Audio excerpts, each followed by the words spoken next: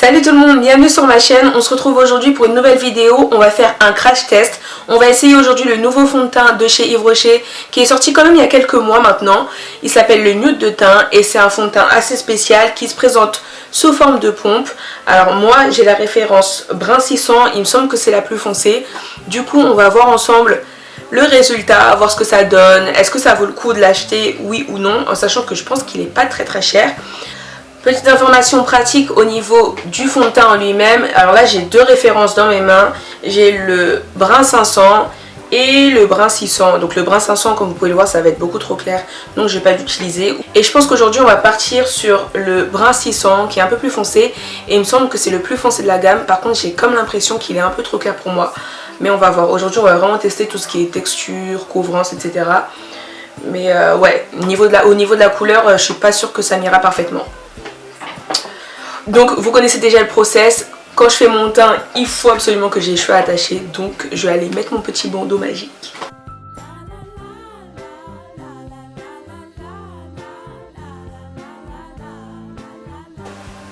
Donc voilà, je suis prête à commencer. Bon, c'est pas très joli, ça fait beaucoup mieux avec les cheveux lisses là, le bandeau, mais bon. Je vais commencer par appliquer ma poudre translucide de chez Fenty Beauty, l'Invisimat, pour pouvoir matifier mon teint.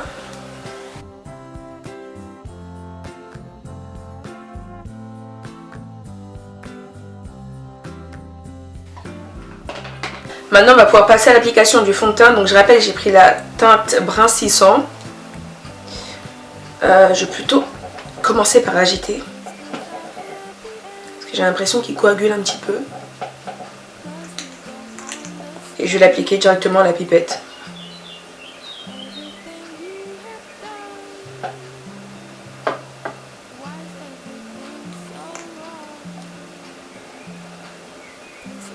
Bon, il est assez liquide. De toute façon c'est le principe, hein, pour avoir un fini naturel et un côté hydratant, il y a pas mal d'eau. L'application directe à la pipette, il faut vraiment être sûr de soi.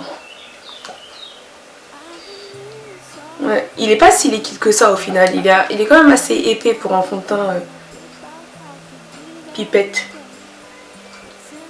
Parce que j'en ai déjà acheté qui sont beaucoup plus liquides que ça, beaucoup plus aqueux. Et là je trouve que ça va, il reste quand même assez épais.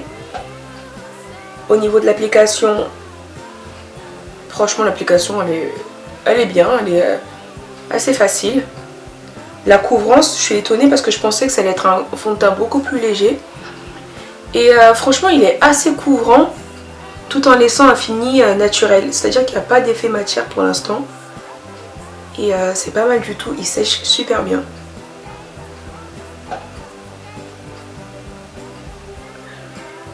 Et au niveau de la couleur ça va au final, mais c'est vrai que j'aurais préféré l'avoir en une couleur, une teinte plus foncée.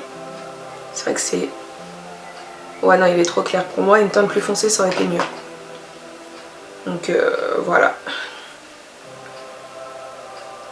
En même temps, les teintes foncées, c'est pas ce qu'on trouve facilement chez Yves Rocher. Et ouais non, faut faire beaucoup plus de teintes foncées quoi, parce que là c'est pas possible. Ça va, mais en fait après il y a mon cou qui trompe parce que je suis plus foncée au niveau du cou. Donc c'est vrai que ça trompe, ça va, mais voilà. Un petit brun 700, ça aurait été pas mal.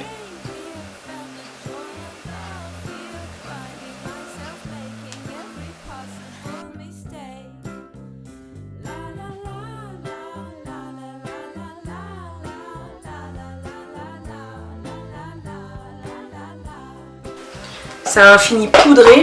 Là, je sais pas si vous voyez. C'est un fini poudré en fait.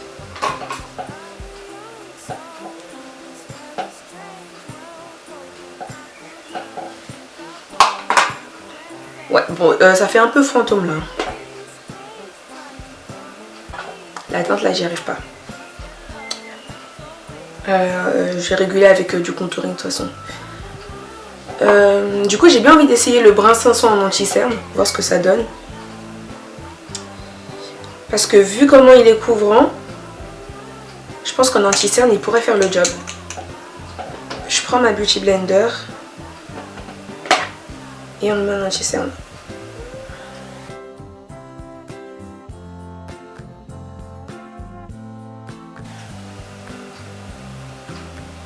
Là pour moi c'est vraiment une bonne couleur d'anti-cerne. Là on n'a pas de problème de teinte.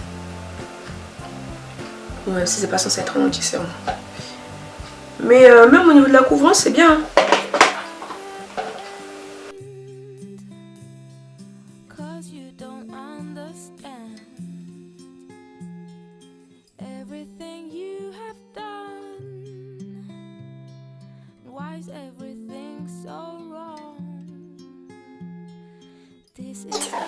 Et il sèche bien. Genre, une fois que c'est sec, vous pouvez pas retravailler dessus là.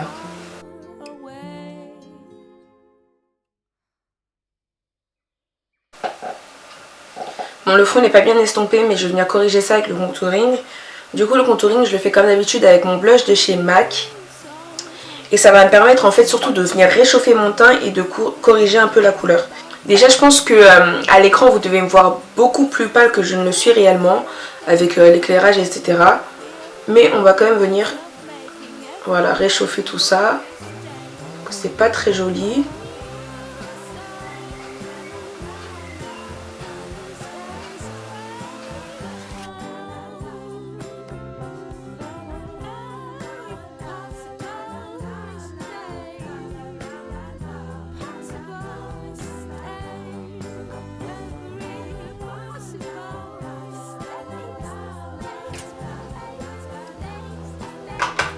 C'est tout de même un petit peu mieux.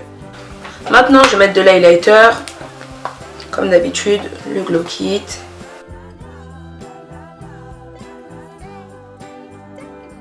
Bon, déjà, c'est un peu mieux.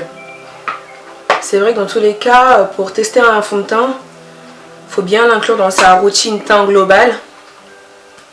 Pour bien se rendre compte du résultat et savoir si on aime bien le fond de teint ou pas. J'allais pas juste tester le fond de teint et me dire ah je l'aime bien, je l'aime pas. Alors que je ne l'ai pas inclus dans ma routine globale. Et là, ça va, ils se font plutôt bien.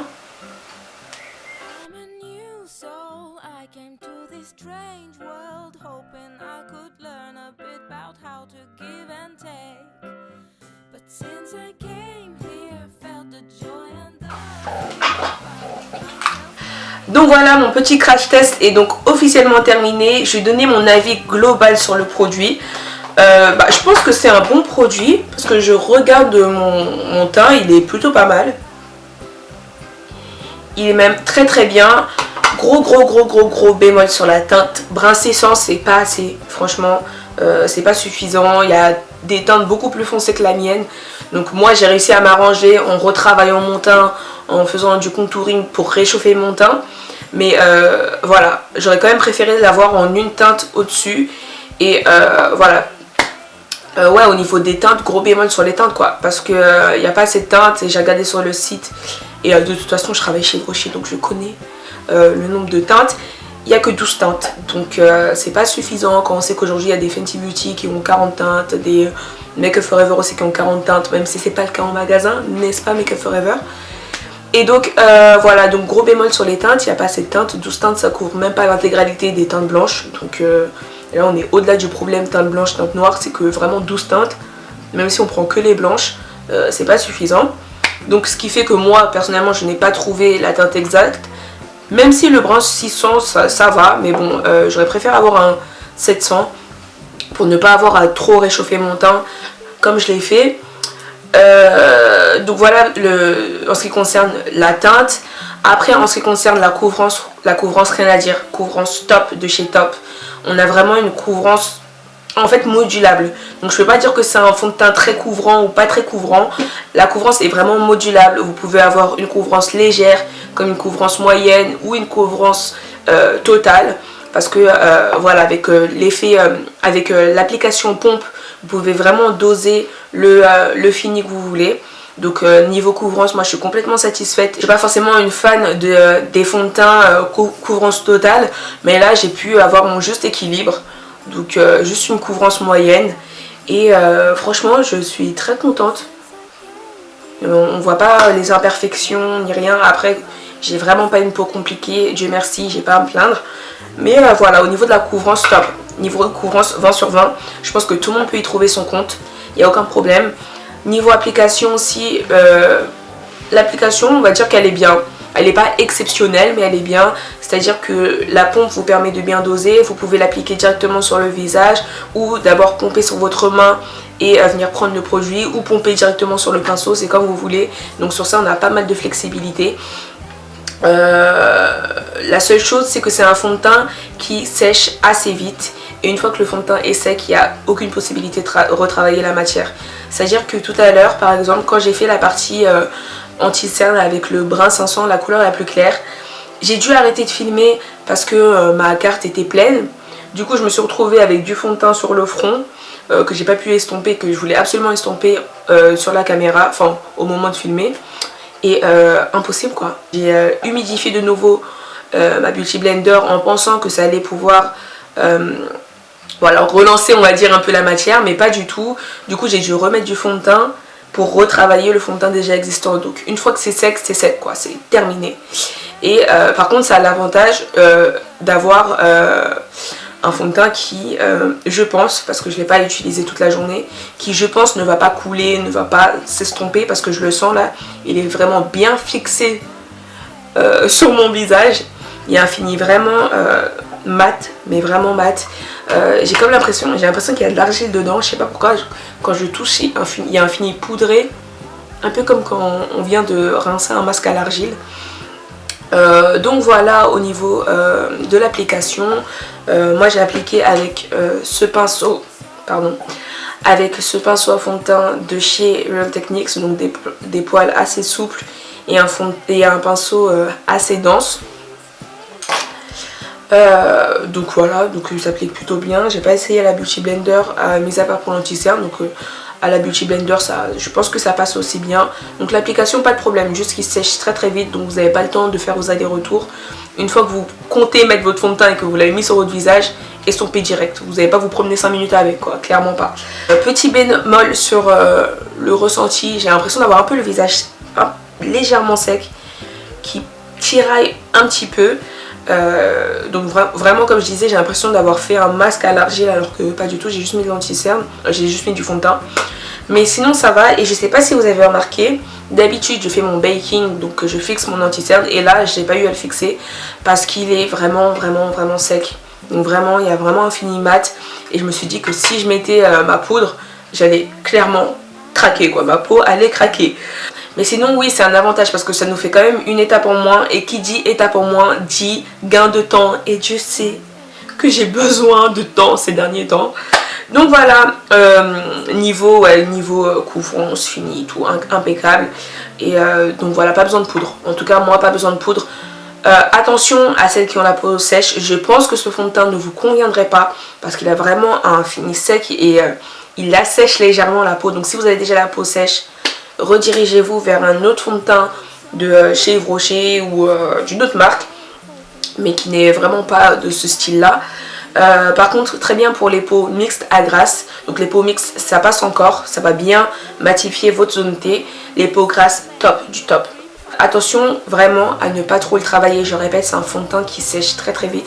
Ne le retravaillez pas, sinon vous allez avoir le fond de teint qui va, en fait il roule comme fait comme des peaux mortes. Donc non. Travaillez-le vraiment très légèrement, très rapidement. Et voilà, donc bon fond de teint. Attention aux teintes, vous allez peut-être pas trouver vos teintes, donc juste petit bémol sur les teintes et petit point d'attention. Donc faites bien attention à bien le tester en magasin avant de l'acheter, mais sinon je recommande.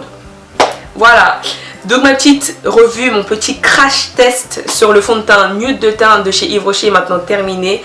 J'espère qu'elle vous aura plu, j'espère que ça vous donnera en tout cas envie de tester ce nouveau fond de teint. En attendant la prochaine vidéo, portez-vous bien, je vous fais de gros bisous et je vous dis à la prochaine. Ciao!